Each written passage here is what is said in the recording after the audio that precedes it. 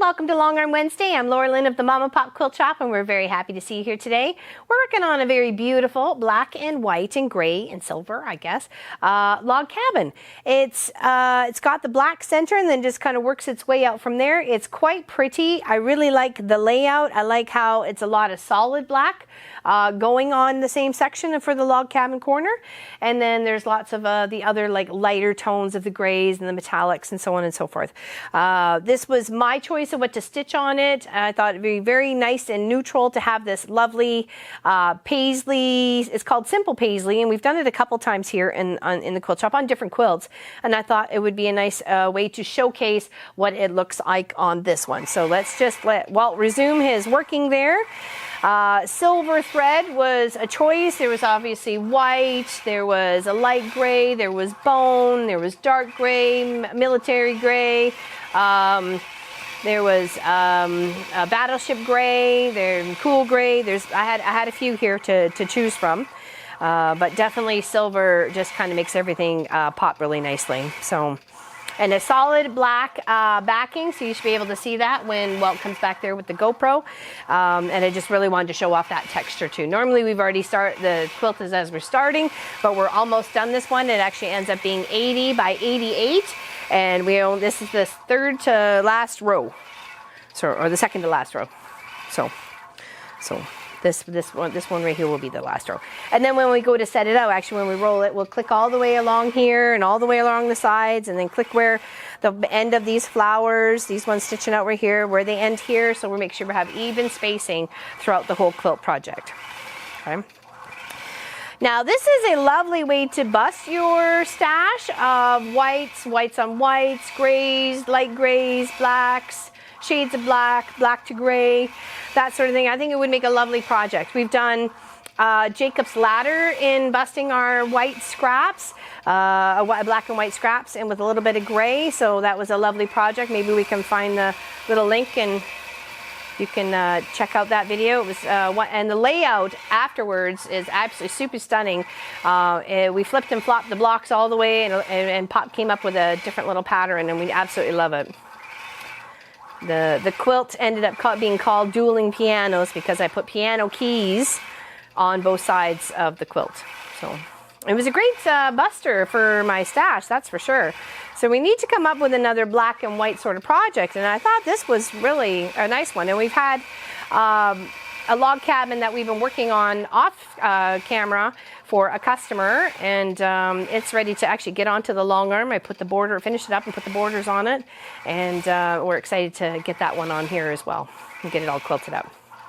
Bit of a different size, like this block here is probably maybe a 6 or maybe even an 8.5 block. The ones that I was working with on the blue scale for the start of the 12-hour live stream, that was a 14.5 by 14.5. So it just goes to show you can just keep building it up and building it up and building it up. You can have one log cabin in the center and just have massive borders all the way around it. I think that would look kind of cool. Maybe start off with a half-decent square, though. Yeah, some of this fabric is just absolutely gorgeous. Well, actually, all the fabric's gorgeous, but just some of it, just how it stands out, right? So it didn't seem to really cry Christmas to me or anything else like that. It just seems like a nice black and white and silver quilt. Black, white, silver, gray quilt.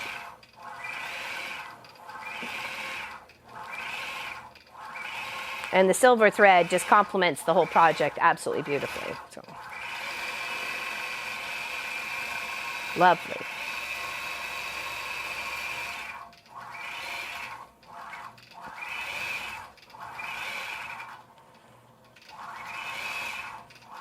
I like that little flower that it stitches in the center. I just find it very pretty. Little 5-point flower, looks like a star a little bit. And then I love how it just kind of works its way around that little paisley. And then here, and then starts doing the scoop on the inside, and then works its way, does a little loop and works its way to the next one. So Beautiful, beautiful project. Like I said, it turned out about 88 by 80, so I laid it out 88 wise this way, and then the drop is the 80. So.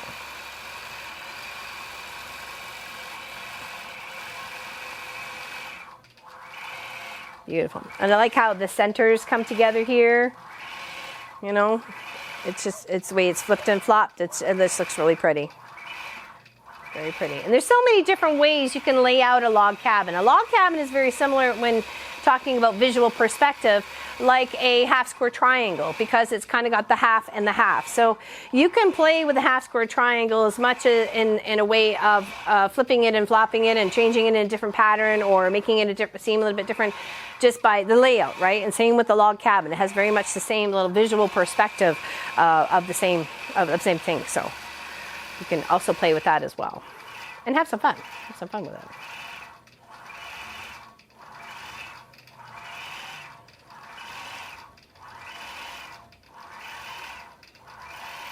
Very nice. Beautiful, beautiful project.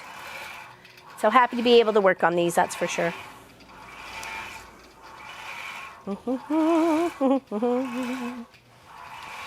Yeah, I did piece the backing together.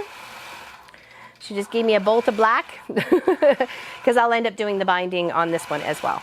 So finish it off for this one. It was her batting, and she had a bit of a chunk left over. We weren't quite sure if it was going to be big enough, but it was. So it was plenty big enough.